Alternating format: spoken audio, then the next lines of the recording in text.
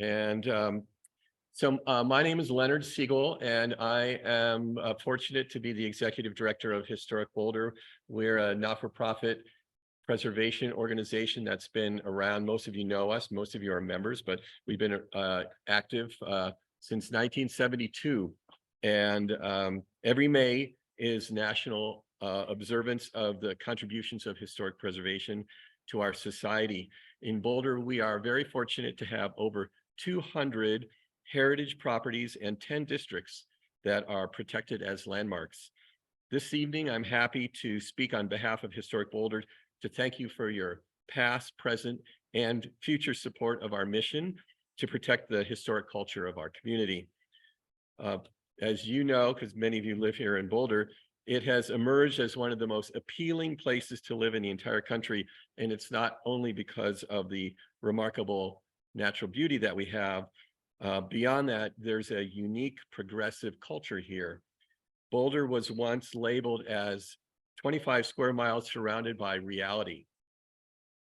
Since the 1950s, there has been a heightened awareness and concern about social justice, human kindness, saving the planet, and scientific innovations. Some people saw that as weird, but now Boulder's unique weirdness is seen as prophetic and attractive. Look how many people are moving here. This evening, I'm going to give you my perceptions about how Boulder has emerged as one of the most progressive and really wonderful places, a place that is working to make the world better. A lot of that credit goes to the federal labs that came to town in the middle of the last century. And here are those labs. Oh, let's see. Got it. The first lab is the Bureau of Standards. And you can see my laser pointer. The front part of this image, this building is the original building, which was really set up for radio propagation exploration. And then there have been additions since then on the back and all the way up the hill here. And as you can see, it opened in 1954. The second lab that I want to talk about is the National Center for Atmospheric Research, the castle on the Mesa, designed by I.M. Pei, one of the most famous architects of the second half of the 20th century. And then the third lab that we'll talk about, more recent construction and addition to Boulder, is the National Oceanic and Atmospheric Administration. So why is Historic Boulder talking about this? And Winston Churchill, former prime minister, said it very well, that we shape our buildings and thereafter they shape us. And Historic Boulder really truly believes that buildings teach us about the values of our community. And then a little bit of an infomercial about Historic Boulder, if you don't know us. Preservation has made a difference in Boulder. Heritage buildings like the federal labs have shaped the spirit of our community. They're the backdrop and the learning lessons for us. And for over 50 years, Historic Boulder has been on the lookout to preserve great heritage pieces of history. From the very first buildings, and that image here on the left is from the Carnegie Library. I think this is the very first photo of downtown Boulder. And then on the right, you see Google. So even as most recently as Google coming to town, it's significant. It was significant enough that basically that's a landmark of the future. We have been involved in preventing demolition of historic properties over our life. This was one of the first buildings. This was the Highland Lawn School, developed in the town of Highland Lawn, which was separate from Boulder at the time. Hannah Barker owned the property. And then we were involved often. We can only do heavy lifting with partnering with organizations, City of Boulder, the Boulder County, the heritage groups in the community, and in this case, the JCs who helped to move the depot out to Boulder Commons and get it repurposed. And then this is just an image of some of our volunteers who spearheaded the preservation of this house on Arapahoe Street, which is the Hannah Barker house. And again, just reiterating that these places matter. They make a difference in our life. And so I want to kind of go back in time, because in order to understand the difference that the labs made, I want to track, like, why did Boulder start? How did it start? And then why did it diverge from other towns like it? So going back in time, way back in time, like 12,000 years in time, there were indigenous peoples living on this land. And the biggest thing that, among the big things that they have taught us, is to be very good stewards of the land. And we know, with whatever your politics are, global warming is a factor in our lives. And so we just need to be better stewards of the land.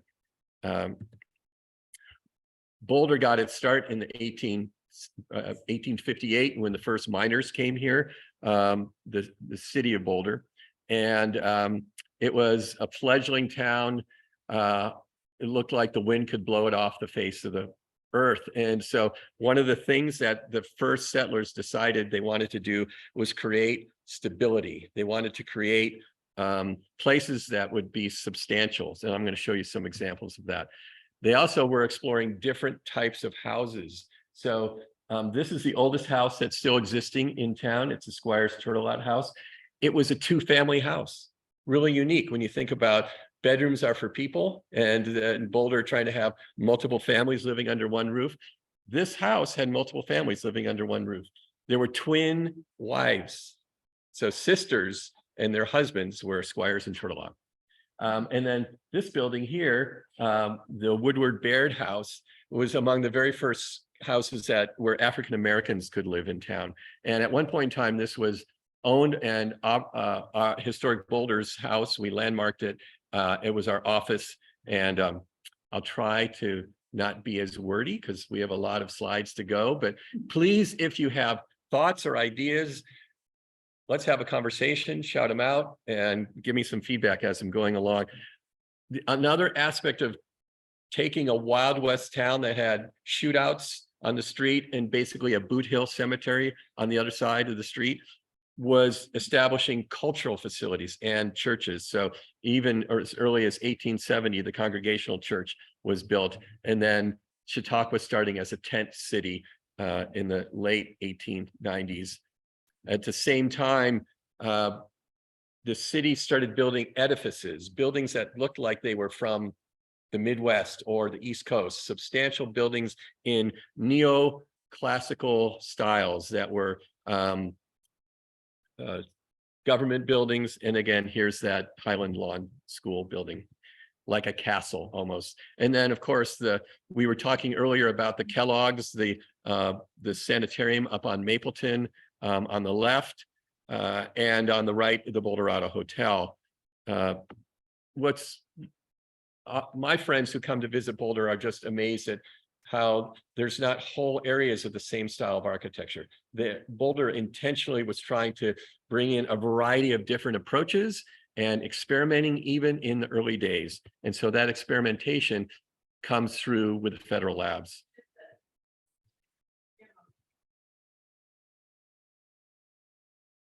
I think the sanitarium burned down, or it was a long time ago. It's no longer there. There are a few vestiges from the sanitarium days on the hillside there, but not that. And then, of course, people were building mansions, mini mansions on tiny lots in Boulder. And so you see a couple of those examples, primarily in the Mapleton Hill and Whittier area. And I'm just going to do a sound check. I have a microphone here. I can use it if you are not hearing me well. Otherwise, is that good to go so far? You know, I should use the mic. The Zoomers can, I assume the Zoomers can hear me. So, all right, is that better? All right, so I have a microphone now. And then, of course, the university got in the act. So it started building substantial buildings. Mackey Auditorium, like a gingerbread castle, and the Sewell Hall in that Tuscan vernacular style. So the university got in the act. And then modernism starts to appear. And why does modernism appear? And what is modernism? And why do we care about it? So I'm just going to do a little short course on it. The characteristics of modernism had to do with primarily a reaction strongly to World War I. Europe was destroyed, and the ways of life, of society, of government were challenged, and there was invention to create new methods of housing people, of governing people, and of educating people. And it also impacted all the arts, fine arts, dance, music. And so you can see from this laundry list of aspects of characteristics of modern architecture, it was really an inventive approach. It's not a style, it's more of an approach, an attitude. Modern architecture is another way of saying contemporary thinking, progressive contemporary thinking. It was also environmental. It was very cost effective. They were looking at using the Industrial Revolution for mass production, particularly of housing, to give people hygienic places to live. And then here's just kind of a snapshot of some of the variety of the art movements that were going on early on following World War I and spreading across the Western hemisphere, more so, but also South America as well. And so there's that. And then kind of the greatest hits of the early modernists. There was an architect named Walter Gropius. He was also basically the dean of a college called the Bauhaus in Germany. And it was Germany's idea to rebuild itself in a progressive mindset. And this education program was not only training architects, it was training people to be multi-talented in everything: interior design, furniture design, weaving, lighting design, and decorative arts. And that Bauhaus is a building he designed, and the building to the right of it is a shoe factory from about that same period of time. So, and what's unique about that is in both of these cases, there's whole walls of glass. The columns are set back inside. There's steel structure, so that was a mass-produced way to do a steel skeleton of the building. And then the glass could just be like a curtain. They actually called it a curtain wall of glass. And what's interesting is you look at those two buildings, one is a school, one's a factory. They look alike. You know, there was this international approach that you could have people live or go to school or go to work in buildings that were hermetically safe and well-designed and economical. His protege was a man named Mies van der Rohe, and he was the father of the modern day glass skyscraper. And so here's a model from that 1920 or so that he proposed for Berlin. And then the German World's Fair Pavilion in Barcelona was this house of cards. Literally, it just feels like you're stacking impossibly light roofs and walls, and how do they balance? And there's a few strategic columns there, walls of glass. It's just elegant, and the ornament is the material, not applied, but it's the material itself. So that was another aspect of modernism. Another protege was Le Corbusier. He worked in Germany with Mies van der Rohe for a period of time, but he was Swiss, and then he practiced in France. And he was amazingly diverse in his approaches to architecture, from the Ronchamp Chapel on the left, which is just amazing, unusual expressive shape. The volume inside, like this church, but even more so, soars, and the way light filters in, and it's concrete. It's a concrete building, but it still feels really warm and spiritual. And then the building on the right is basically a village all in one. It's housing, it's offices, it's shops, and it's a school, including rooftop, in Marseille, France. And then, of course, in this country, we had Mr. Frank Lloyd Wright doing his independent design work, starting in the 1910s, 1905, as an outgrowth of the arts and crafts movement, but then moving more into contemporary sensibility. And he, for a period of time, left the United States and moved to Germany at the same time that these other Germans were practicing. And so he built on those ideas and brought his to this country. And this is his home and school in Scottsdale, Arizona. It's called Taliesin. So it made its way to Boulder, and it made its way about the same time that those German architects were kicked out of Germany because the Nazis took over and they didn't want the subversive style of design to muck up their neoclassical approach to life. Everything is a straight line and columns, and you will march in step. And that was not modernism. Marching in step was you wanted to diverge and experiment. And so in Boulder, the very first buildings were designed, very first modern buildings were designed by an architect named Glenn Huntington, the county courthouse building. And then across the street is the Boulder Theater, which was a renovation of an opera house to turn it into a movie theater and a vaudeville palace. So, and then in the 30s, during the Depression, there were low-cost approaches to solving different kinds of needs. The building on the right is an apartment building that has rooftop decks, flat roofs, large areas of glass where the stairs are. So there's 3 stair towers in that building. It was Glenn Huntington's own building. He developed it. He lived in it. His family lived there. And then he was involved with Boulder High School. He also was involved with the Central Park Bandshell, and one of the very first modern houses. This is on Baseline Road, not too far from Chautauqua. And so Boulder, in part because there was a university here and there was progressive ideas already going on, attracted architects, particularly Mr. Huntington, to start an approach of being progressive. And it was built on that notion that we're going to make Boulder different than every other college town. We're going to make Boulder unique and put it on the map and be innovative. So here we get to the labs. Well, the Bureau of Standards was established in 1901, and this is an image of the campus in Washington, D.C. Sadly, all these buildings were torn down some years ago, and we are whispering into the Bureau of Standards' ear right now to try to get them to landmark their own building here.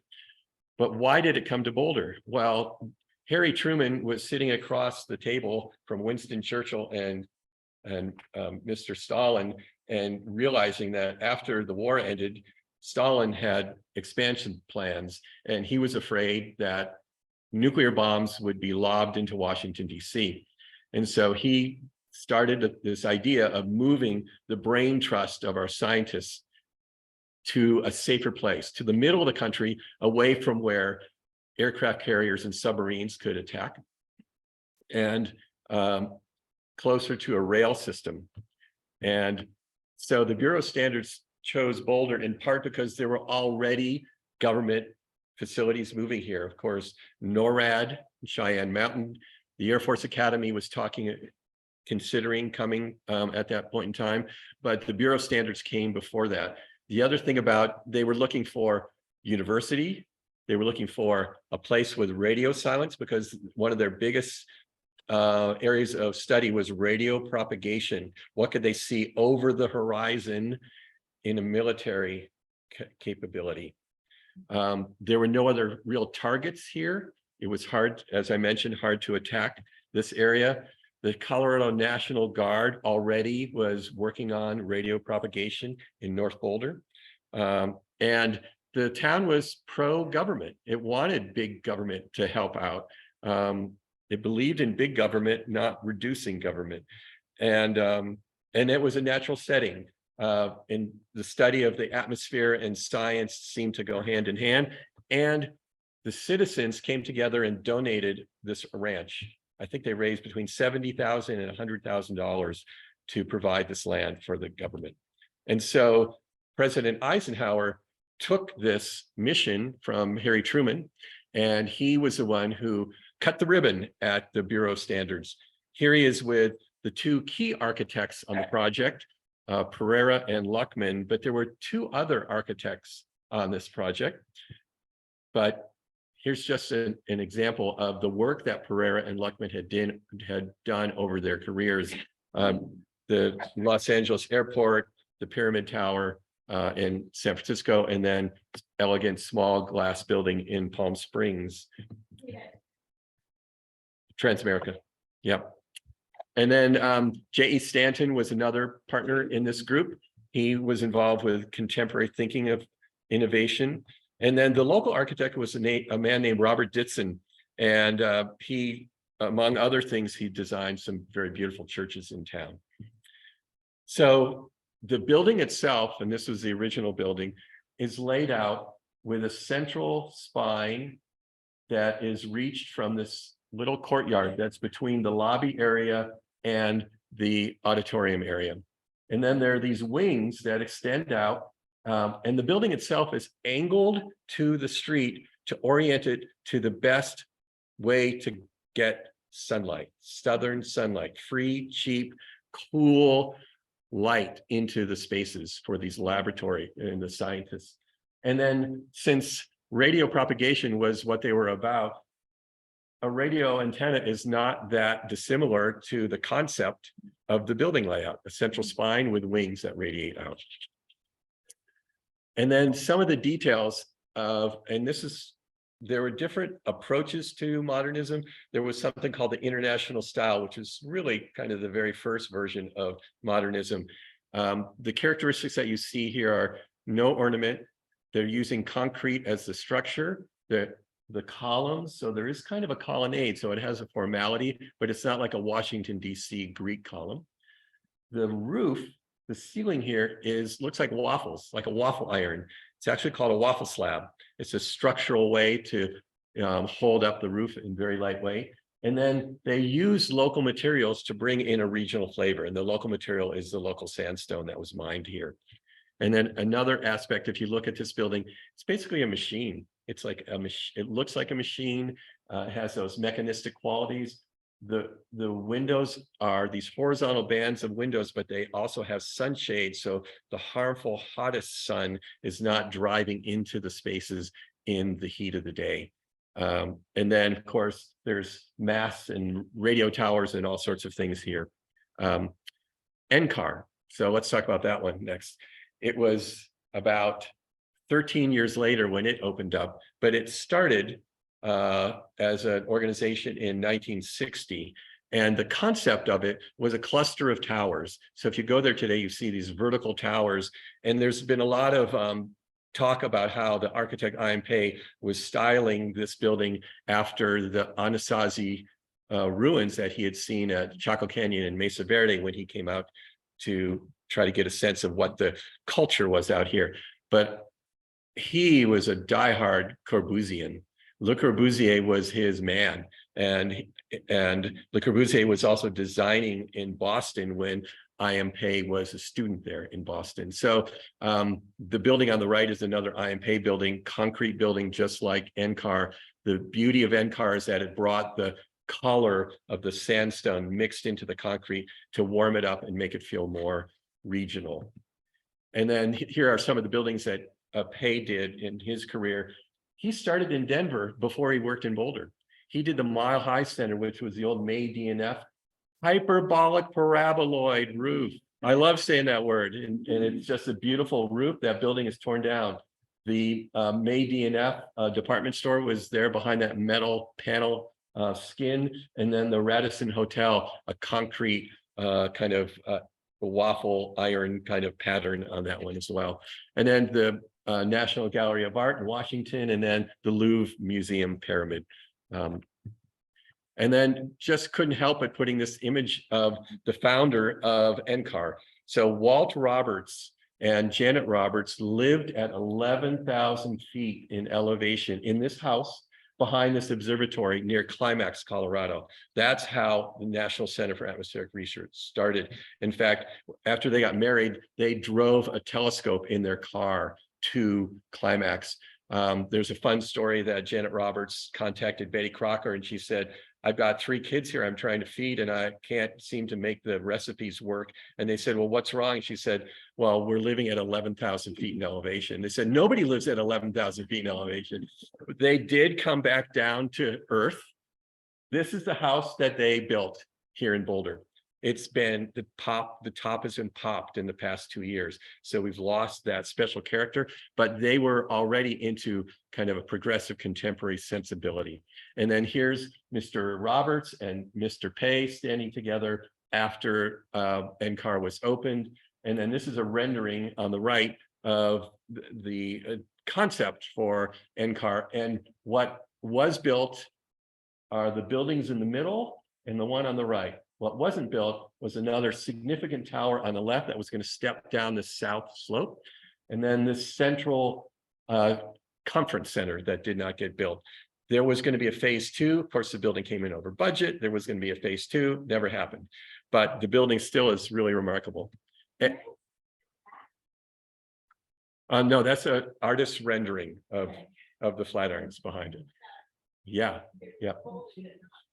And then some of the architectural details that are unique are, it's a concrete building. If you look, the concrete goes right in from the outside. So there's a lot of sense of the outside and the inside connecting to each other. The doors open very wide here.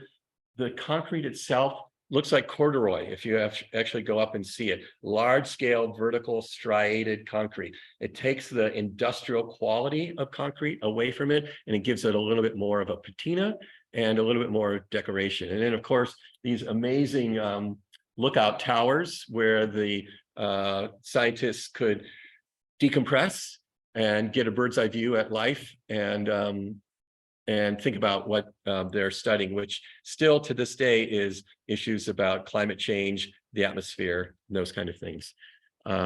So now we're going to move to the NOAA building. So the NOAA building was started by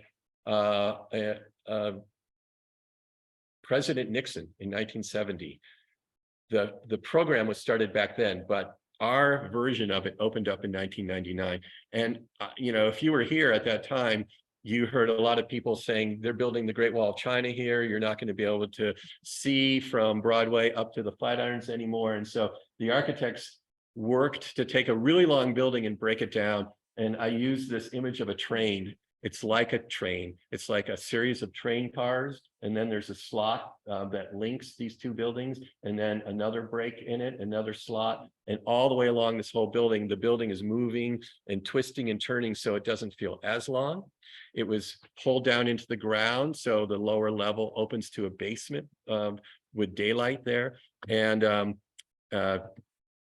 the architects of this building were the same architects who designed the convention center in Denver and DIA tent structure there. So they're, again, very experimental designers, innovators. And then this is the main entrance to the building. So it has a sense of a colonnade with these long, skinny, vertical piers that are clad in metal. And there's this departure between the stone and concrete blocks, and then the metal and glass elements with the big picture windows at the main entry. Those buildings really started a movement of having modernism infiltrate every area of town. And I'm going to show you examples of that. Certainly the sciences. So Ball Aerospace adopted that same contemporary, innovative approach to put itself on the map and said, we're not making jars. We're not the Ball brothers who make jars. We're the people who are sending satellites into space. And we want buildings that look like spaceships or computer labs and that kind of thing. So they built these series of buildings here. And the largest one, which was the last one, the tower, the tech tower along Arapahoe. They are now planning to expand on their in this location, adding 300,000 square feet of space. And they're going to tear down all these buildings except for the original lab building. And thanks in part to the Historic Landmarks Board and people within the city to convince Ball Aerospace to even save that one little building. But already scientific buildings were being done in a contemporary modern approach.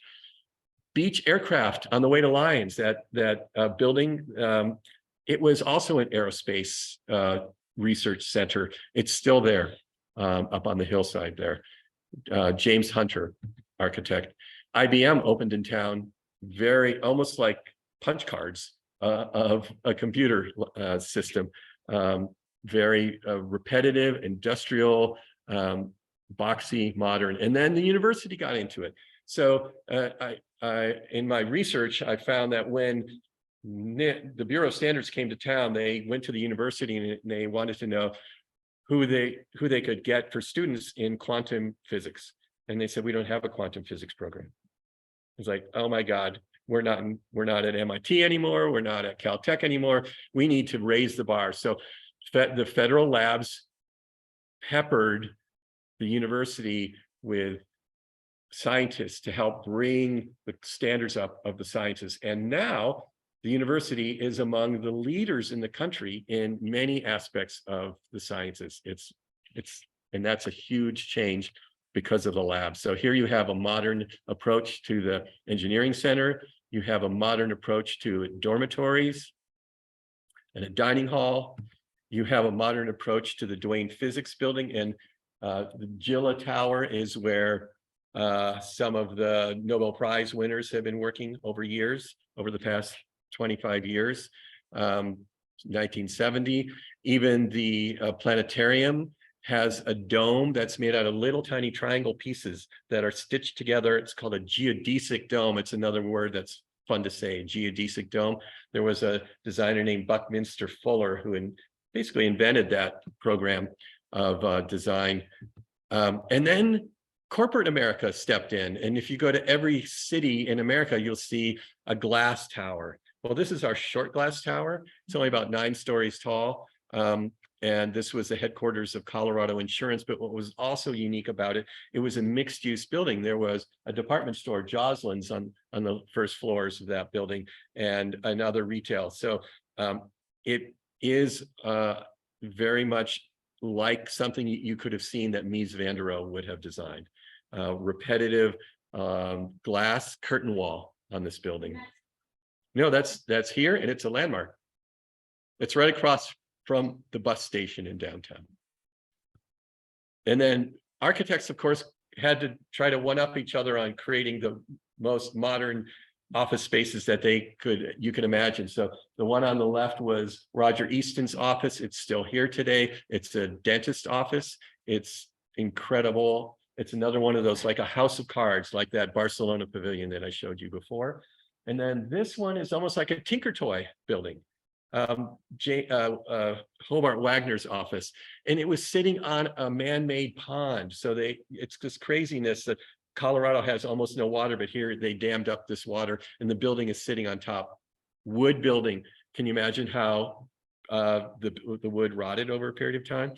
But it's a spectacular design. And then even a society as old as the Geological Society of America, which started with the mining in the 18th century or the 19th century, have a headquarters in town, very much like you would see NCAR, the same kind of concrete approach with waffle slabs that you saw at the Bureau of Standards. And then inside you have all this concrete inside, panelized, cast in place concrete with skylights and these double height atriums that bring light into the space. That is along the diagonal highway as you're heading out of town, across from the cemetery. Yeah.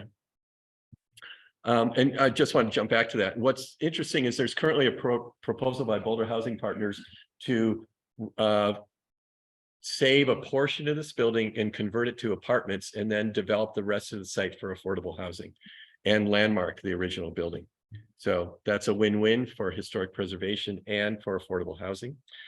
Churches. So, when you think of spiritual places like the one we're in, where the ceiling soars and the structures exposed, like in cathedrals and stained glass, here's one from 1949, a James Hunter design up near the Mapleton this was near the Mapleton Kellogg's um, development up there.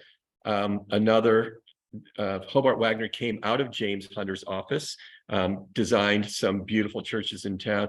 This is an A-frame on steroids. It's like the most cool A-frame you've ever seen, with a zigzag roof and and economical to build, and it's still there to this day. And then the United Methodist Church, a really large addition. So in the 50s, the population of Boulder was exploding. This church was really successful. It already had a neoclassical Romanesque heavy masonry church with rounded arches and steep pitched roofs. And the additions have the same shape of the steep pitched roofs. And then he carried the stone all the way across the bottom. But then he made it light with this kind of perforated wall of concrete. And then if you see inside, if you haven't been inside the church, all those perforations are stained glass blocks. Really gorgeous and spiritual. Another amazing church, which is in many ways like the gateway to Boulder, when you come in from the Turnpike. I don't know people who call it the Turnpike anymore, but it's the Turnpike. It's a billboard that you are entering the People's Republic of Boulder. This alternative universe where churches would look like spaceships or could blast off at any second. And this church, the first Christian church, was paying tribute to a Frank Lloyd Wright design. So Wright designed a church that inspired this. His church was in Madison, Wisconsin.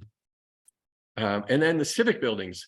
So City Hall, the municipal building, the Tate Municipal Building, is really a tribute to a Le Corbusier dormitory that was in Paris, France. And it's the same notion of these horizontal bands of windows on a panelized metal wall on the front face of the building. But then the entry was celebrated with this curving wall of stone and then a little curtain wall with almost like a interesting pattern of glazing in that. And also the same architect, James Hunter, designed the library, the Civic Center Library. And again, it's got a colonnade of unusual shaped columns. If you look at them closely, they're narrower at the base and they get wider as they go up. And they mushroom out into concrete lily pads, so to speak, that are linked together. So it's this colonnade that runs across the building. And then there's a perforated concrete wall that allows light and air to go into the courtyards. And then in the building itself is the notion that there are really no walls. The rooms flow into each other. They flow in side by side and up and down, and you can see it just cascading all the way up to the second floor in the building.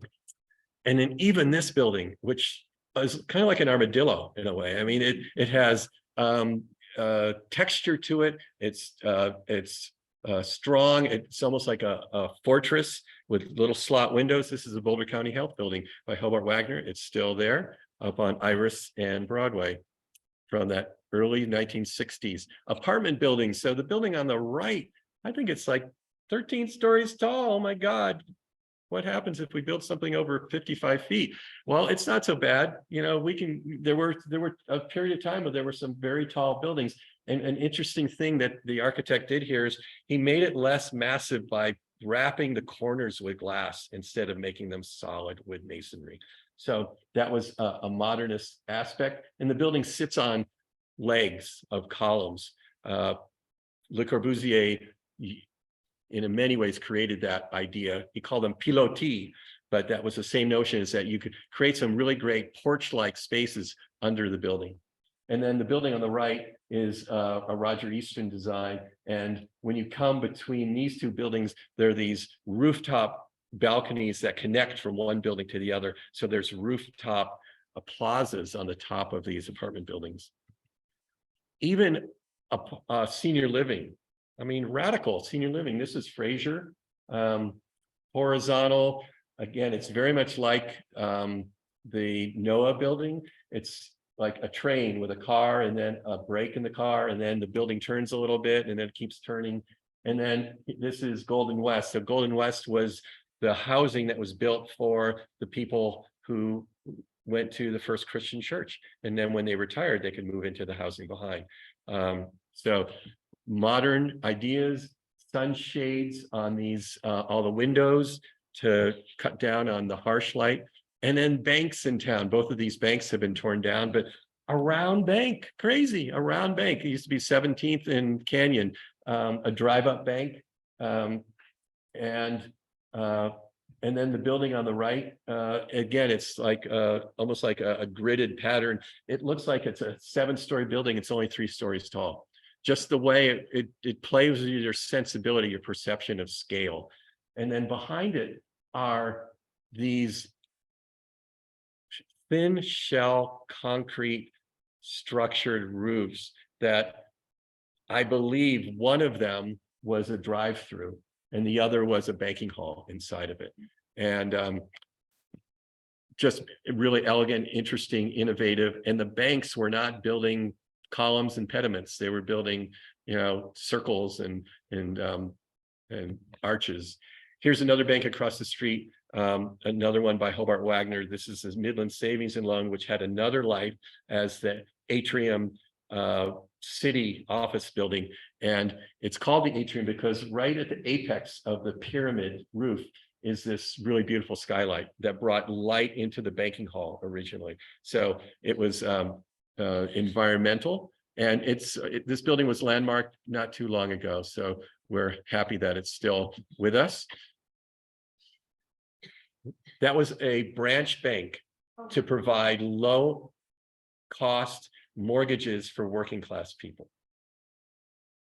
So it's a story we need in this town, more banks to loan for affordable housing in Boulder. Medical buildings. So this building is still here. It's been added onto in the back over time, but this is the Boulder Medical Center that is across the street from the Balsam Hospital, which was just torn down. And here's the first version of the Balsam Hospital, Boulder Community Hospital. This is the Memorial Hospital that used to be up where the Kellogg Sanitarium was. So, and that was torn down. Another mid-century modern with vertical slots of windows and then panels of brick. This is more of those horizontal lines of windows here. So you're right, there was a house downtown and then this expanded. And then nearby, like every other hospital, there are clinics. So there was a dental clinic just up the street on Broadway, and across the street was an eye clinic.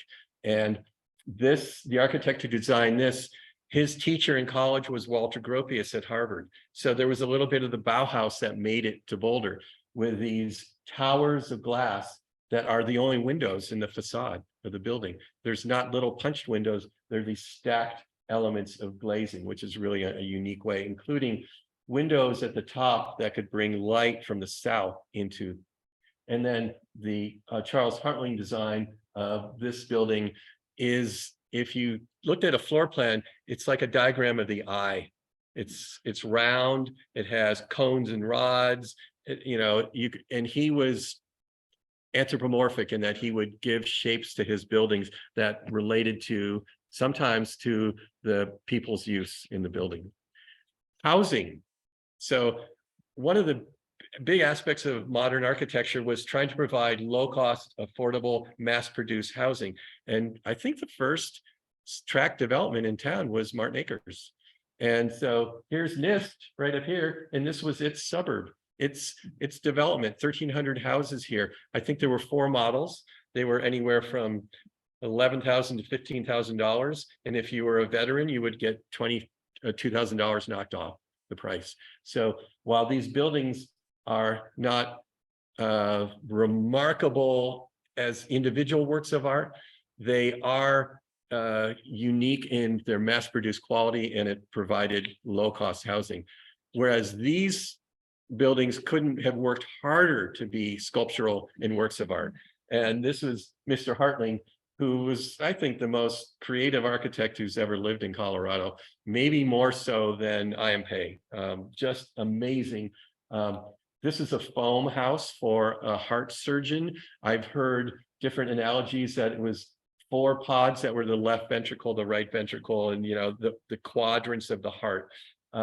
This is the Davis House.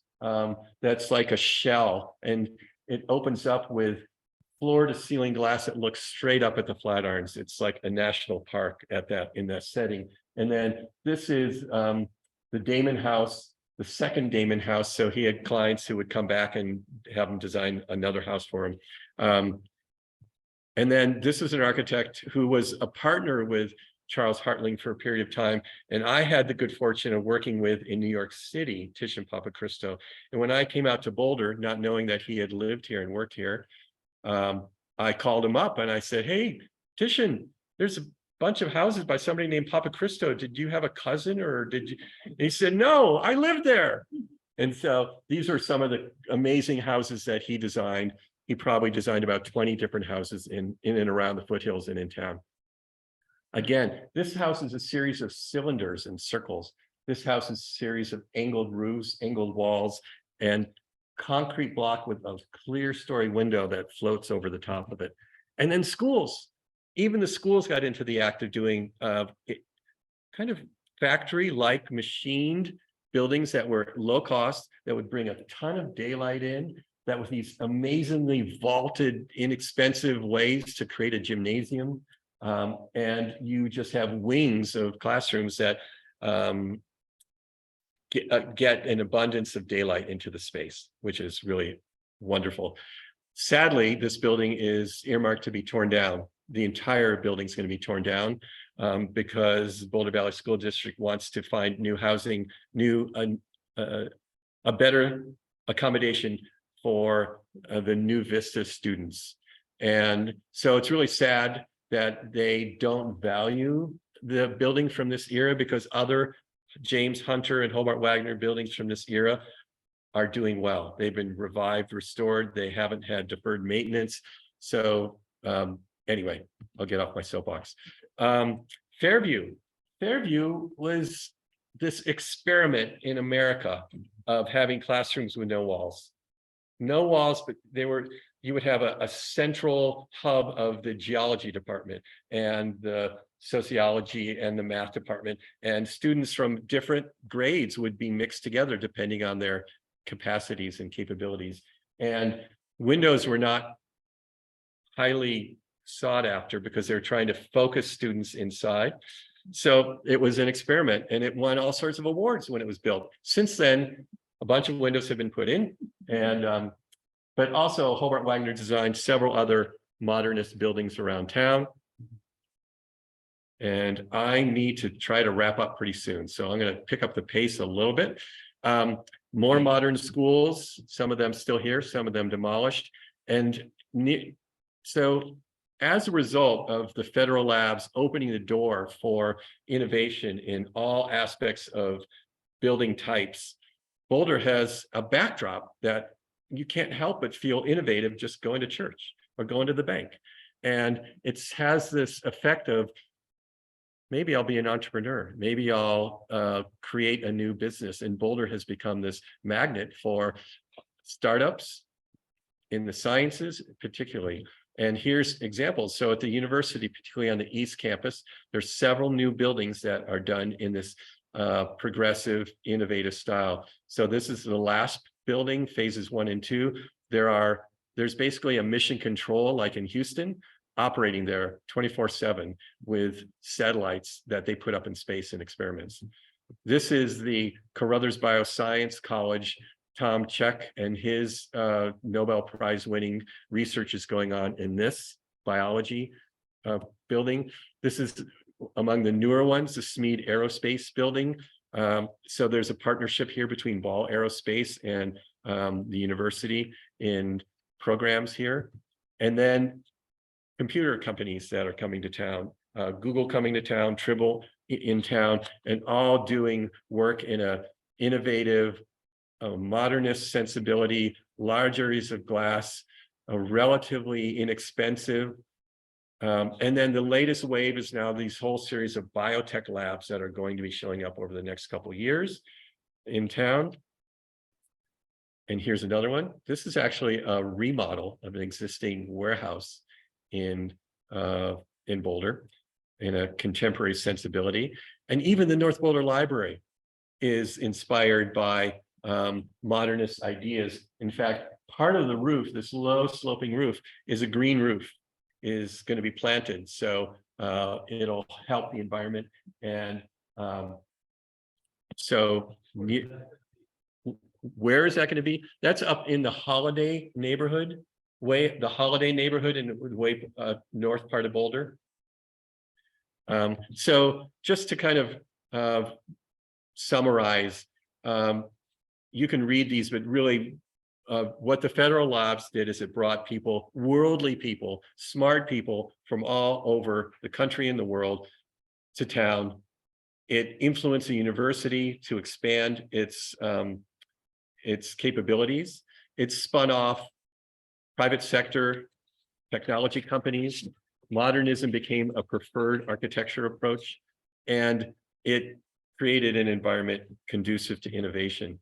And so, just to wrap up, it's really important that we look at these modern buildings as something that are worth saving as well, and that we identify which ones should be landmarked so that aspects of the facades of these buildings can remain to tell lessons to the next generations about the culture that their parents and their grandparents and great-grandparents brought to this community. And this image just, I peppered it with stars. So everywhere there's a star here there's a modern building. Even in our old historic downtown, there are that many modern buildings in town. So if you want to know more, please contact us at historicboulder.org. We're always looking for your comments and your support. And I'm here to answer any questions. And that's all I have for now. So any questions? Can you show the Colorado and another building next to it? Those are the same building. One was just a black and white picture, and one was a color picture. Those are the same building. Yeah. The Colorado building is the same building. It looked a little bit different on the lower level because it's been remodeled since then when the department store went away. Other questions? I'd like to give you a round of applause. Thank you. Thank you. Can you talk about NCAR and how it influenced that nice beautiful should we show there with all that nice green mountain? Yeah, I'm gonna give you the microphone. The open space for Boulder was influenced by NCAR. So in that picture, like you see the beautiful mountains back there that's undeveloped, that don't have buildings on it. And NCAR, I think, is on the upper left corner, is that right? Yeah, so I think when it was built, people went, you know, and then I think it started the open space. And I don't live in Boulder, so I don't know the history. So that's a really good question, and there's some truth to that. And I would have loved to have been into the house of Walter Roberts because his wife started the open space. The Blue Line, she was very involved. She was on city council for 15, 17 years. Before that, she started planning Boulder. She helped to develop the Blue Line. And so the Blue Line keeping development from climbing up into the foothills. And part of the issue was that people in town not only were disturbed by seeing lights up on the hillside, but they didn't like the architecture. They thought it was too bizarre. It was too, in some ways, it was very sophisticated for this community, and it didn't feel like it was of the spirit of this town. And so people were alarmed. And when they wanted to expand the Mesa Lab up there, they were shut down. So they had to expand down in town. And there was some alarming concern in part. And can you imagine though, Walt Roberts and Janet Roberts across the table from each other? Honey, I love your building, but I don't want another one of those, you know, to mar our hillside. And he had this vision of creating Caltech on the Mesa, bigger, bigger expansion, a whole campus up there. So that was his vision. And, you know, for right or for wrong, he was a visionary in a different sense. Other questions? Yeah. A lot of most of the roof lines are flat, is that? That you know, they were the mountain, or was it just stylistic? Yeah, so, yeah, the question was, a lot of the roof lines that you see in modern buildings are flat. And the question was, why is that? Is that because it was allowing you to see over the top of the building so you could see the views and see the foothills and that kind of thing? It was, first of all, an attitude that pitched roofs were bourgeois. In Europe, they thought that pitched roofs were old-fashioned, and they represented kind of a Burgermeister approach, and they were not aligned with a scientific, clean line idea of living. And a lot of the flat roofs were intended actually to be occupied as outdoor plazas in these buildings, here and in Europe. Yeah, question over here. Our flat roof is, weather hardy, It's a great question. Are flat roofs as weather hardy as pitched roofs? And the answer is no. The technology has come a long way. But if you think about, well, I shouldn't be so snarky. If you think about how many times that you have to replace the shingles on your house, and because most of us live in flat houses that have pitched roofs, you know, every 10, 15 years, that's about how often you have to replace the membrane on a flat roof building these days. So one aspect of modernism was that it was so experimental that at times it was developing ideas that weren't really weather tight or proven, and that wouldn't last so long. So for instance, Frank Lloyd Wright designed a building that had Pyrex tubes that were the glass windows, and he used putty to seal them. It was before there was caulk, and all the putty would dry out and water would infiltrate. So now that there's silicone caulk, the building is airtight, but he was that far ahead of the curve. I.M. Pei designed the convention center in New York City with Tinker Toy struts, and they were so stressed by the movement in the building, they started cracking.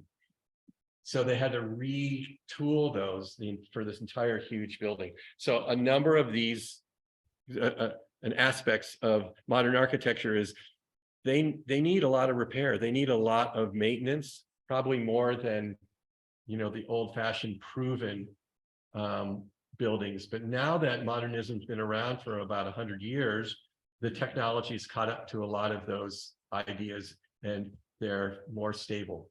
You know, you talk about snow loads, you know, flat roofs are not great for snow loads because then you have to have beefier structure.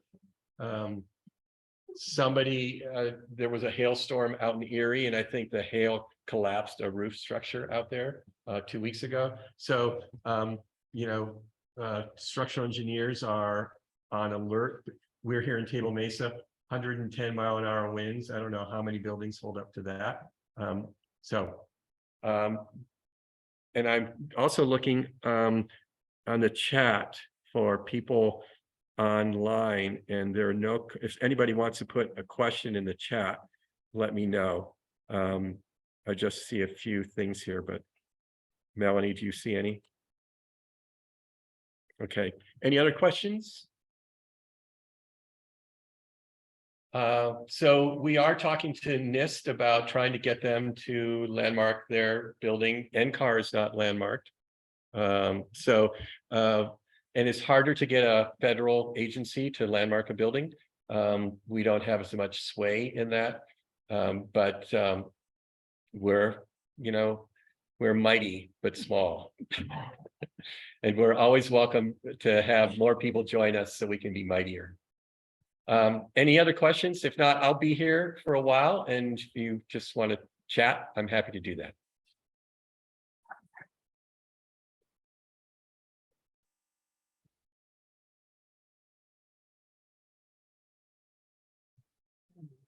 Good. Thank you. Good to see you. Good to see you too. Take care. Thank you, Melanie. Thank you, Leonard. Thank you. Thank you.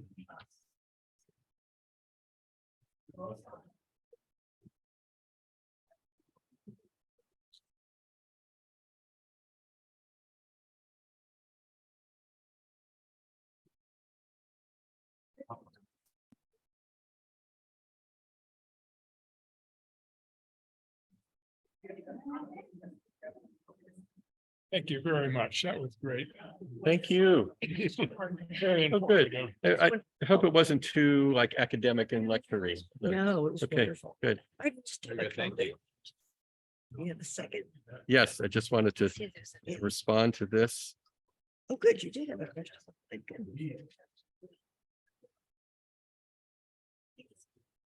Yeah.